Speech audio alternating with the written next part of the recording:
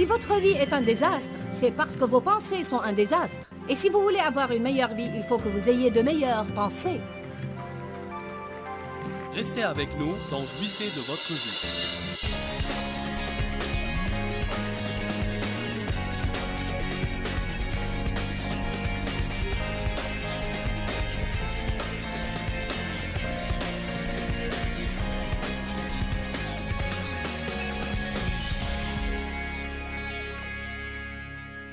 Le Seigneur m'a fait, il y a quelques mois, une déclaration qui me dit beaucoup, et j'espère qu'elle vous dira beaucoup à vous aussi. Là où la pensée va, l'homme la suivra.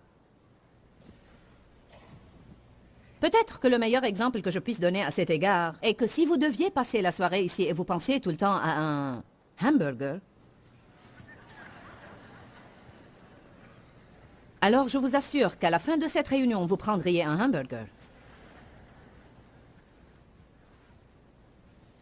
Même si le bon sens vous dit de ne pas manger un hamburger et d'aller tout de suite au lit, si vous pensez à ce hamburger assez longtemps, vous en mangeriez un.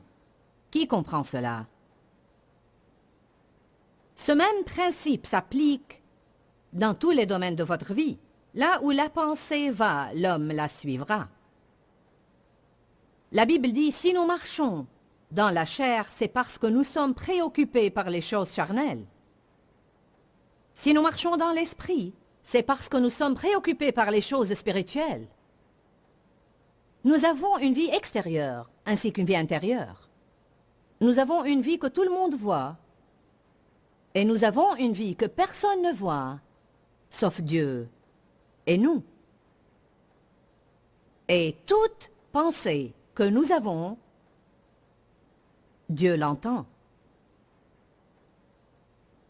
Toute pensée que nous avons, Dieu l'entend. Une des grandes transitions dans ma vie spirituelle a eu lieu quand j'ai vraiment pris conscience de cette vie intérieure et du fait que nous pouvons tromper les gens, mais nous ne pouvons pas tromper Dieu. Il dit que c'est la parure intérieure et cachée qui compte pour lui. Ce n'est pas la façon dont nous nous peignons, ni les bijoux que nous portons, ni si tout est assorti et nos cheveux sont bien tressés. Ce n'est pas combien d'écritures nous pouvons citer, ni combien de chapitres nous lisons par jour, ni à combien de séminaires nous allons, ni combien de cassettes de prédication nous avons sur notre étagère. Ce n'est pas combien d'autocollants nous avons sur notre voiture, ni combien de pins Jésus nous épinglons. En fait, les gens sont toujours sujets à des attirails extérieurs pour déclarer qu'ils sont chrétiens.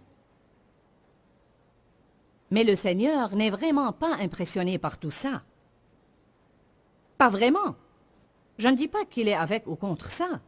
Je crois qu'il est bien de faire certaines choses qui montrent au monde « Hey, je suis chrétien !» Mais vaut mieux ne pas dire ça si vous ne menez pas une vraie vie chrétienne. Parce que ça vous causera plus de problèmes de dire ça que de vous taire. Amen. Parce que le monde cherche des prétextes pour accuser l'Église et dire « hypocrite ».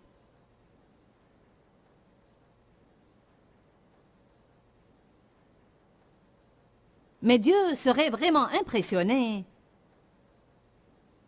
si notre vie intérieure était juste. Dieu n'est pas intéressé par ce que nous faisons, mais par les motifs pour lesquels nous le faisons. Saviez-vous cela? Il est beaucoup plus intéressé à la raison pour laquelle nous faisons toutes les choses. Vous savez que vous pouvez donner à quelqu'un quelque chose de très beau, mais avec un motif minable. En fait, vous pouvez donner pour obtenir. Vous pouvez donner quelque chose à quelqu'un pour trouver grâce à ses yeux, ou pour avoir une promotion, ou pour racheter son amitié, ou pour l'aider à ne plus rester en colère contre vous à cause d'une erreur que vous avez commise. En fait, je crois que quand nous donnons, nous devons donner par amour. Nous devons donner parce que nous voulons donner, parce que nous voulons être une bénédiction, parce que nous voulons aider les autres. Il faut que nous fassions attention dans nos enseignements bibliques modernes, aujourd'hui, de ne pas apprendre aux gens à donner pour obtenir quelque chose. Il faut que nos motifs soient beaucoup plus louables. Nous devons donner parce que nous aimons. Nous devons donner vu ce que Jésus a fait pour nous parce qu'il nous a demandé d'aimer, parce que c'est un principe dans la parole. Et pour remercier Dieu pour ce qu'il a fait pour nous, sachant que les lois spirituelles que Dieu a établies sur terre sont agissantes. Alors s'il dit que nous récolterons ce que nous semons, alors quand nous donnons, nous allons récolter. Je crois que nous devons libérer notre foi en donnant nos offrandes. Mais je crois que la loi des semailles et des récoltes est comme celle de la gravité. Si je lance ma Bible en l'air, je n'ai pas à croire qu'elle va tomber. Elle va certainement tomber. Je n'ai pas à me tenir ici et dire « Je crois, je crois, je crois, ah, je crois, je crois ». Elle va certainement tomber. Quand je la lance en l'air, je suis sûre qu'elle va tomber parce que j'ai vu ça je ne sais combien de fois. Nous pouvons faire les choses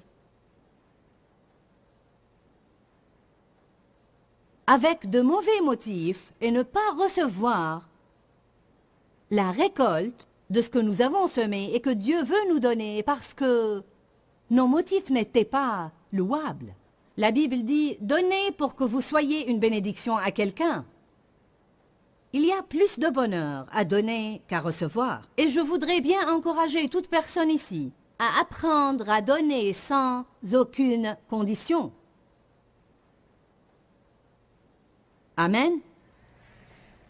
Sans aucune condition. Je ne veux l'argent de personne s'il va essayer de me manipuler avec. Peu importe combien d'argent vous offrez pour ce ministère, si vous dites « Je ferai cela à condition que vous fassiez ceci et cela », je répondrai « Laisse tomber ». Amen. Il faut que nos motifs soient louables. Notre vie intérieure, c'est nos pensées, nos attitudes et nos motifs. Si vous voulez qu'une église pleine de croyants se taise, parlez-leur alors de la vie intérieure. Vous savez quoi? Nous mettons toutes sortes de masques. Béni soit Dieu. Ah, ma sœur, je t'aime de l'amour du Seigneur.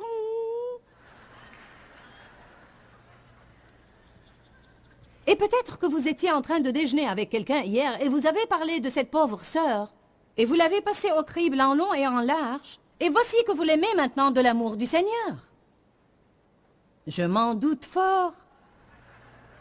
Vous savez ce que je crois que Dieu est en train de faire? Je crois qu'il fait... J'ai une odeur nauséabonde dans les narines. Parce que s'il y a quelque chose que Dieu cherche, c'est quelque chose de vrai. Alors nous devons faire attention à tout ce qui concerne notre vie intérieure. Nos pensées sont étroitement liées à notre vie intérieure. Votre vie extérieure, c'est votre réputation devant les gens, et votre vie intérieure est votre réputation devant Dieu. Beaucoup de gens échangent leur bonne réputation devant Dieu contre une bonne réputation devant les gens. Ce n'est pas étonnant que la Bible ait dit que Jésus s'anéantit lui-même, se vida de lui-même. L'apôtre Paul a dit dans Galates 1, verset 10, « Si je plaisais encore aux hommes, je ne serais plus maintenant serviteur de Jésus-Christ. » Il disait, « Si j'avais essayé de gagner l'approbation des autres, ils m'auraient dominé et contrôlé de telle façon que j'aurais manqué l'appel de Dieu sur ma vie. » Essayer de gagner l'approbation des autres nous fait mener une vie contrefaite. Nous devons apprendre à avoir une bonne réputation devant Dieu plutôt que devant les gens. Miséricorde, miséricorde. Nos pensées ont besoin de miséricorde. Je vais prendre mon temps pour poser les plus solides fondations que j'ai jamais posées sur comment nous pouvons mettre de l'ordre dans nos pensées pour que nos paroles soient organisées et pour que notre vie soit organisée. Car c'est de l'abondance du cœur que la bouche parle, et ce que vous dites, c'est ce que vous finirez par avoir. Alors nous devons prendre nos problèmes à la racine. Si souvent, ce sont nos pensées qui sont à l'origine de nos problèmes. Avez-vous jamais remarqué que tôt le matin, avant que vous ne soyez bien réveillé, il y a une guerre qui se déroule dans vos pensées? Parce que l'ennemi commence à vous attaquer même avant que vous n'ouvriez les yeux. Et il essaye de vous remplir la tête de choses négatives. Je viens de lire l'histoire d'un certain homme qui menait une vie misérable. Il a entendu quelqu'un parler de ce principe, et puis il a décidé de le mettre en pratique. Le principe consistait à s'allonger tous les matins et avant de se lever, d'imaginer un bloc-notes et de mentionner sur ce bloc-notes chaque matin 10 choses pour lesquelles il était vraiment reconnaissant. Alors il a commencé à faire ça chaque matin et sa vie a entièrement changé. Vous savez pourquoi? Parce qu'il commençait sa journée avec des pensées positives. La façon dont vous commencez votre journée est la façon dont vous passerez la journée. Le diable sait très bien cela et c'est pourquoi il s'efforce d'attaquer et de troubler nos pensées très tôt le matin. Amen. L'ennemi n'essaie-t-il pas de vous exaspérer le matin et de vous contrarier dans l'embouteillage ou de faire quoi que ce soit pour vous troubler les pensées avant que le jour ne commence? La pensée est le champ de bataille. C'est là où le diable fait la guerre contre vous.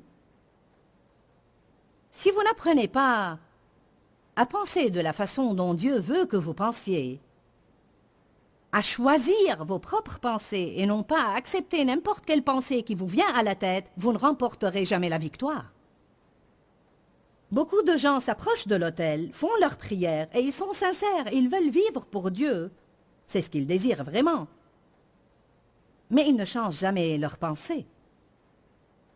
Si vous ne changez pas vos pensées, votre vie ne changera jamais. Dites à celui qui est à côté de vous, si tu ne changes pas tes pensées, ta vie ne changera jamais. Si vous êtes maintenant assis devant vos télés et vous êtes seul chez vous, dites à haute voix, « Si je ne change pas mes pensées, ma vie ne changera jamais. » Disons-le ensemble, « Si je ne change pas mes pensées... » C'est la vérité. Dites maintenant, « Là où la pensée va, l'homme la suivra. » Alléluia. Très bien. Viens, Sandy, s'il te plaît. Je vais faire la pensée et toi l'homme. Nous allons vous montrer ce qui arrive, d'accord?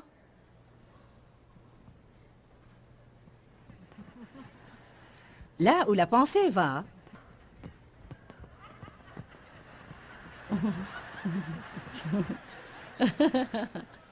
c'est clair pour vous? Amen? Là où la pensée va, l'homme la suivra. Ce message est intitulé « Une maison faite de pensées ».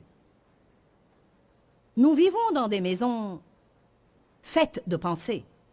Notre maison représente notre vie. Beaucoup de fois, nous n'aimons pas notre vie. Mais si souvent, nous faisons notre propre vie de nos propres pensées. Vous pouvez mener une mauvaise vie si vous avez de mauvaises pensées.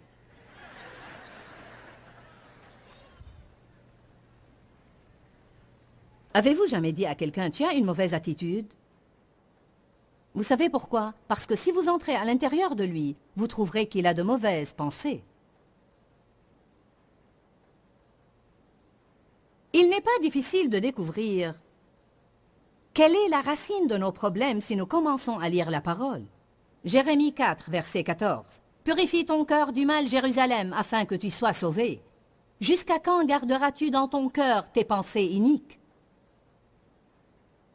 Wow! Cette écriture est plus claire dans la Bible amplifiée. « Jusqu'à quand abriteras-tu en ton sein tes pensées iniques, coupables et répugnantes? » Vous savez, quand nous restons à méditer en notre intérieur, des choses mauvaises, viles, coléreuses, amères, ce sont des pensées extrêmement répugnantes. Ce sont des pensées iniques. Je crois que même l'inquiétude est insultante pour le Saint-Esprit. Car quand nous nous inquiétons, nous disons « Tu ne vas pas prendre soin de moi. » Je ne peux pas m'empêcher de m'inquiéter. Satan est en train de vous mentir. Nous pouvons nous empêcher de nous inquiéter, sinon la Bible ne nous aurait pas dit cela. Tout ce que la Bible nous défend de faire, nous pouvons ne pas le faire. Nous devons nous attacher à Dieu assez longtemps pour recevoir les révélations qu'il veut nous donner. Ceci n'est pas difficile. Je me rappelle que quand j'ai commencé à marcher avec le Seigneur et à étudier la parole de Dieu, j'étais une femme très anxieuse. Je me souciais de tout et je voulais également tout comprendre. Absolument tout. Je voulais que tout soit bien organisé dans mes pensées. J'ai commencé à lire des écritures sur le fait de renverser les raisonnements et à entendre des messages comme vous faites aujourd'hui. Certains prédicateurs venaient enseigner sur le fait de renverser les raisonnements et toute hauteur qui s'élève contre la connaissance de Dieu. C'est une écriture que je vais citer ce week-end. Déchargez-vous sur lui de vos soucis, ne vous inquiétez pas. Je faisais de mon mieux. Une mauvaise pensée me venait à l'esprit et je disais « Non, je ne vais pas penser comme ça ». Et après 2 secondes, la même pensée revenait « Non, je ne vais pas penser comme ça ». Et elle revenait. Et elle revenait et revenait. Et je vous dis la vérité, le soir, je me sentais complètement épuisée. Et cela à force d'avoir lutté toute la journée. Si votre vie est vraiment un désastre, alors vos pensées aussi sont un désastre. Croyez-moi, vous pouvez admettre cela maintenant. Si votre vie est un désastre, c'est parce que vos pensées sont un désastre. Et votre vie ne sera jamais organisée à moins que vos pensées ne deviennent organisées. Vous qui êtes assis devant vos écrans de télé, ne croyez pas que je vous ai oublié. Je parlais avec vous aussi. En fait, j'ai dit, si votre vie est un désastre, c'est parce que vos pensées sont un désastre. Et si vous voulez avoir une meilleure vie, il faut que vous ayez de meilleures pensées. Amen.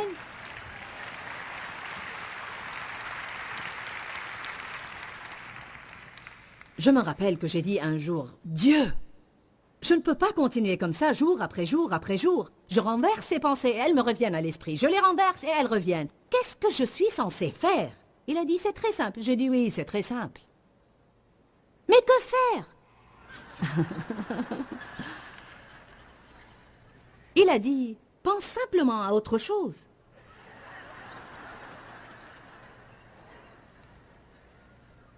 Si tu penses à quelque chose de positif, alors tout ce qui est négatif ne trouvera pas de place dans tes pensées.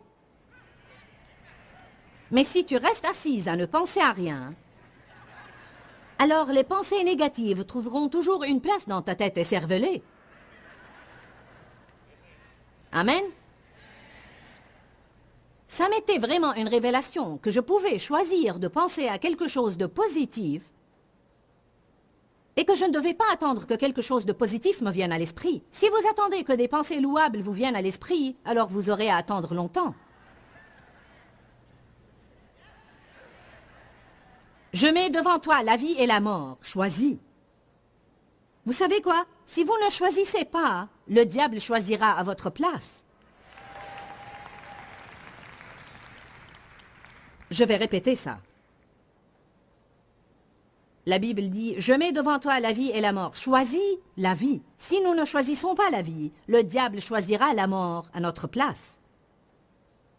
Que dit l'ennemi à propos du fait de renverser les démons? Quand vous chassez un esprit impur, et vous balayez la maison d'où il est sorti, mais vous la laissez vide, cet esprit non seulement reviendra, mais il amènera cet autre esprit plus méchant que lui.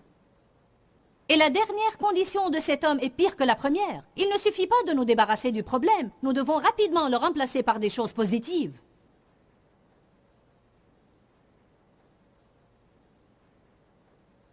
C'est comme lorsque Dieu m'a appris à propos du fait d'être négative. Je disais des choses négatives et il m'a appris à ne pas être négative. Et il a dit que si je disais des choses positives, il changerait ma vie. Ou si j'arrêtais de penser négativement, il changerait ma vie. Et après un moment, je dis, « Seigneur, j'ai arrêté d'être négative et je ne dis plus des choses négatives, mais rien n'a changé. » Il a dit, « Non, tu as arrêté de faire ce qui est faux, mais tu n'as pas encore commencé à faire ce qui est juste. » Je ne disais pas des choses négatives, mais je ne disais rien. Je devais commencer à dire ce qui est juste. Alors il ne suffit pas de renverser les mauvaises pensées, il faut les remplacer par de bonnes pensées. Combien d'entre vous sont mariés avec des personnes qui ont quelques défauts? Vous savez, un ou deux petits défauts, quelque chose de la sorte. Combien d'entre vous savent qu'il est tentant de méditer sur ce qui vous exaspère? Et tout ce à quoi nous pensons, c'est ce que nous magnifions. En fait, le mot magnifier signifie rendre plus gros que toute autre chose.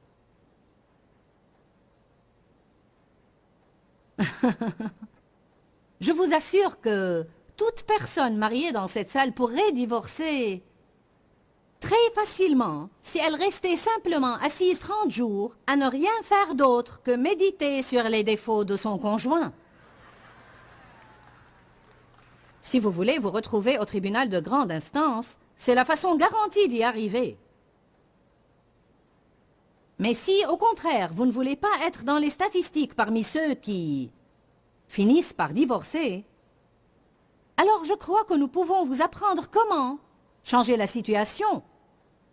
Vous devez exprès choisir de trouver quelque chose de positif dans votre conjoint et d'y penser, et d'y penser, et d'y penser, jusqu'à ce qu'il vous soit plus grand que tous ses défauts. J'ai fait une sieste cet après-midi. J'ai pris une habitude, dites tous habitude. J'ai pris l'habitude d'être très reconnaissante et d'exprimer ma reconnaissance au Seigneur. Tous les jours, sans exception, j'écris à toute vitesse.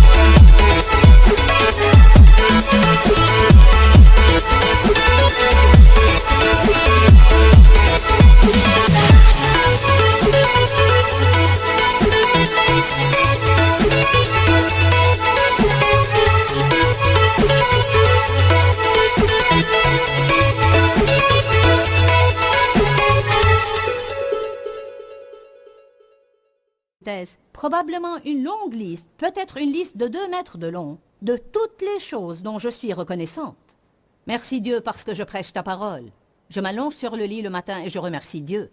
J'ai décidé de ne plus harceler Dave, alors j'ai commencé à remercier Dieu pour toutes les choses positives à propos de Dave. Je disais merci Seigneur de m'avoir donné un mari qui prend soin de lui-même, qui est toujours beau comme au premier jour de notre mariage et qui fait toujours de l'exercice. Dave s'occupe de son apparence et j'apprécie beaucoup cela en lui.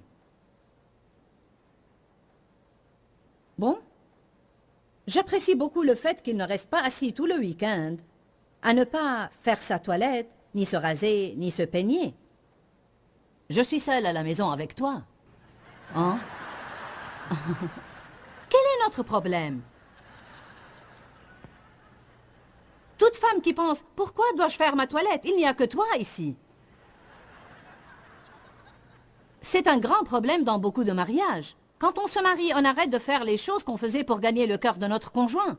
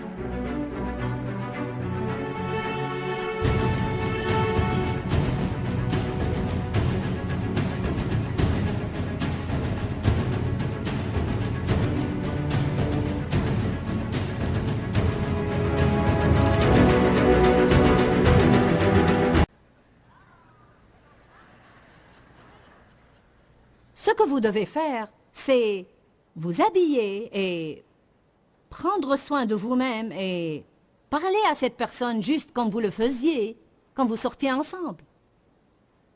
Les choses sont différentes maintenant. J'ai découvert certaines choses. Lui aussi a découvert certaines choses à propos de vous.